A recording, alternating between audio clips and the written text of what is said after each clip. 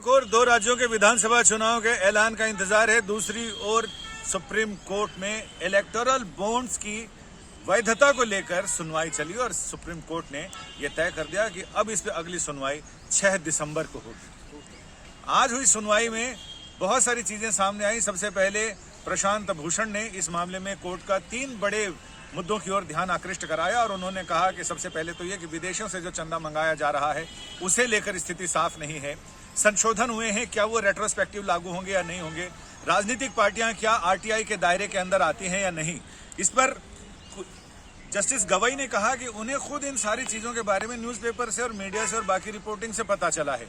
इसके बाद कपिल सिब्बल ने बातचीत शुरू की और कपिल सिब्बल ने कहा कि जो आरटीआई को लेकर और तमाम जो नियम इसमें एफसीआरए को लेकर जो संशोधन पारित किए हैं संसद ने, वो सारे वित्त विधेयक के रूप में थे, लिहाजा उस पर ज्यादा स्क्रूटनी नहीं हुई, उस पर ज्यादा सोच विचार नहीं हुआ, उस पर ज्यादा बहस नहीं हुई, उस पर ज्यादा जांच पड़ताल नहीं हुई, अफरा तफरी में उसे पास करा दिया गया। लिहाजा उसका असर आप देख सकते हैं कि यहाँ बहुत कियोस के रूप में है। किसी को ये नहीं पता कि किसको कौन चंदा दे रहा है, कितना चंदा दे रहा है, कैसे चंदा दे रहा है।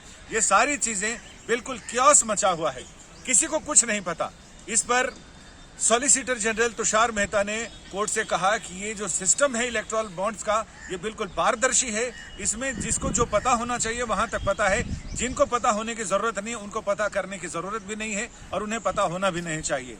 फिलहाल कोर्ट ने अगली छुट्टियों को और बाकी सारी व्यस्तताओं को ध्यान में रखते हुए इस मामले को 6 दिसंबर के लिए तारीख लगाई है, यानी इस पर अगली सुनवाई 6 दिसंबर को होगी।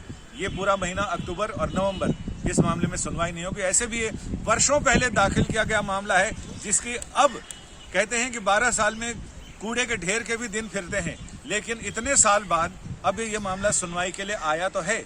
लेकिन सबको ये लग रहा था कि इस चुनाव से पहले ये भी कहा गया कि हमेशा विधानसभा या लोकसभा चुनावों से पहले इलेक्टोरल बॉन्ड्स की बिक्री खोली जाती है।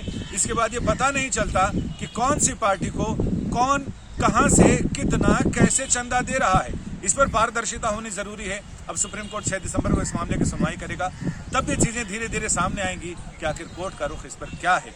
जो आपत्तियां दर्ज कराई गई हैं, याचिका में जो सवाल उठाए गए हैं, उन पर सरकार क्या जवाब देती है, फिर कोर्ट का फैसला क्या आता है। कैमरामैन अशोक भनोट के साथ संजय शर्मा, दिल्ली आज तक।